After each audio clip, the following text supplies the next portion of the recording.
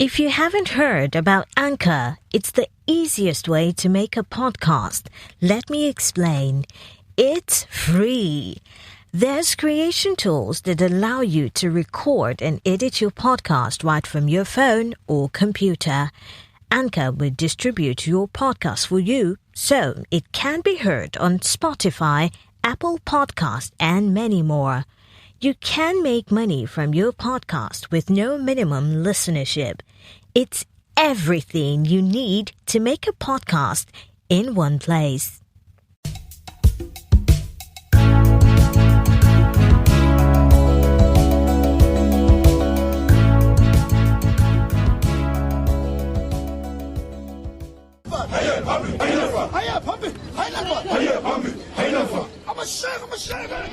The Zulu of Africa. The Zulu people are the largest ethnic group in South Africa with a population of between 10 and 13 million people. They are descended from the East African origins and over centuries migrated south during what is called the Great Bantu Migration. The Zulu rose into a formidable empire under the leadership of Shaka in the early 19th century. Under his leadership, the Zulu kingdom expanded and played an important role in the history of South Africa. The Zulu were originally a major clan in what is today northern KwaZulu-Natal, founded around 1709 by Zulu Kamalandela. In the Nguni languages, Zulu means heaven or weather. The language of the Zulu people is isiZulu, a Bantu language, more specifically part of the Nguni subgroup. Zulu is the most widely spoken language in South Africa, where it is an official language. The Zulus of today are modern and progressive. While traditional clothing is reserved for special occasions, the Zulu retain strong connections with their ancestral and historical roots. As a people, the Zulu are said to be warm-hearted and hospitable, and it is to them that we owe the concept of Ubuntu, which states that we are people not because of our individuality, but by virtue of our connections to other people, thus underlying the importance of relationships. The Zulu, while predominantly Christian, have retained the belief in their supreme being, Unkulunkulu, who is the creator of life. While Unkulunkulu is remote and detached, all fortune, misfortune, good or bad luck is attributed to the ancestral spirits of Amadlozi. Simply put, the ancestral spirits are the spirits of the dead, specifically of people who were respected and successful in life.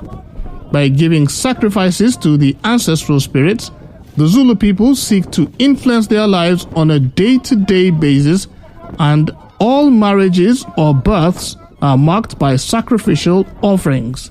The Zulu are also renowned for their skilled craftsmanship, from earthenware pottery to weaving, but most notably their beadwork. Bright-colored beads are woven into intricate patterns which are highly decorative, but also functional. The patterns and colors have meaning. For example, a triangle is a symbol used for a girl, while an inverted triangle indicates a boy.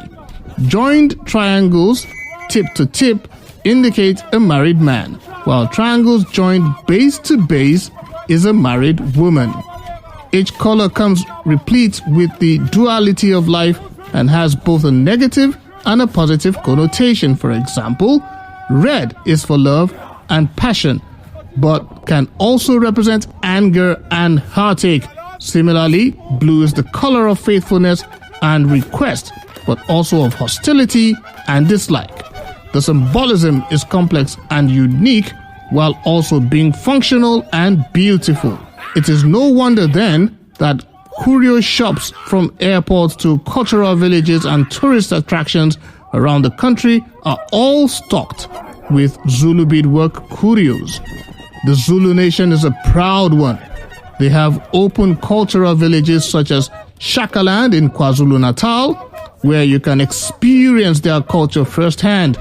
From traditional houses and dress to dancing, pottery and beadwork, You can even help to brew traditional beer.